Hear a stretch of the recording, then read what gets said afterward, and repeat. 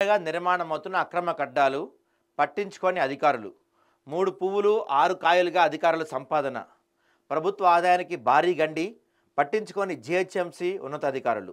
ఎక్కడిది? మల్కాజ్గిరిలో అక్రమ కడ్డాలకు లెక్కలన్నీ దర్జాగా నిర్మాణం అవుతున్నా టౌన్ ప్లానింగ్ అధికారులు అటువైపు కన్నెత్తి చూసిన పాపాన పోలేదు.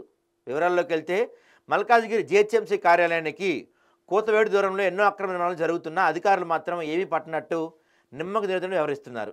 ఎందుకంటే వాళ్ళకి రావాల్సినవి వాళ్ళకి వస్తాయి కాబట్టి అధికారులు పట్టించుకోరండి బాబు. అధికారులు బిజీగా ఉంటారు, ఎక్కడెక్కడ డబ్బులు వస్తాయా, ఎక్కడెక్కడ చిల్లరేస్తారు ఏరుకుందామని. మల్కాజ్గిరిలో జరుగుతున్న కడ్డాల్లో ప్రతి 10 కడ్డాల్లో 8 అక్రమ కడ్డాలంటే ఆశ్చర్యపోవాల్సిన అవసరం లేదు. ప్రజాప్రతినిధులు మొదలుకొని జిహెచ్ఎంసీ టౌన్ ప్లానింగ్ అధికారులు అండదండలు లేకుండా అన్ని డివిజన్లలో అక్రమ నిర్మాణాలు జరుగుతున్నాయి. ఎవరి స్థాయిలో వారు అక్రమ కడ్డాలకు ఒత్తాసు పలుకుతూ అక్రమ సంపాదనతో తొలతూగుతున్నారు. మల్కాజ్గిరి డివిజన్ వాణినగర్ వాణిజ్య బంగ్లాపై అక్రమంగా పెంట్హౌస్ నిర్మాణం జరుగుతున్నా మల్కాజ్గిరి చౌరస్తా R9000 ఆనుకొని అనుమతులు విరుద్ధంగా నిర్మాణం జరుగుతున్నాయి.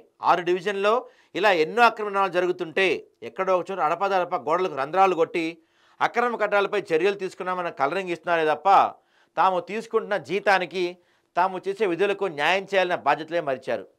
ప్రభుత్వానికి భారీ కండి కొడుతూ అధికారులు తమ సొంత లాభం కోసం అక్రమార్కులకు ఒత్తాసు పలుకుతున్నారు. ఇదిలా ఉంటే జిహెచ్ఎంసీ ఉన్నతాధికారులకు మల్కాజ్గిరి వైపు కన్నెత్తి కూడా చూడకపోవడం శోచనీయం. ఇప్పటికైనా జిహెచ్ఎంసీ ఉన్నతాధికారులు మల్కాజ్గిరి సర్కిల్లో జరుగుతున్న అక్రమ కడ్డాలపై ఉక్కుపాదం మోపాల్సిన అవసరం ఎంతైనా ఉందని మల్కాజ్గిరి పుర ప్రజలు కోరుకుంటున్నారు. అధికారులు వచ్చి గోడలకి చిన్న చిన్న బొక్కలేసి వెళ్ళిపోతున్నారంట. ఎందుకంటే వాళ్ళకి జేబులకి బొక్కలు పడతాయి కాబట్టి.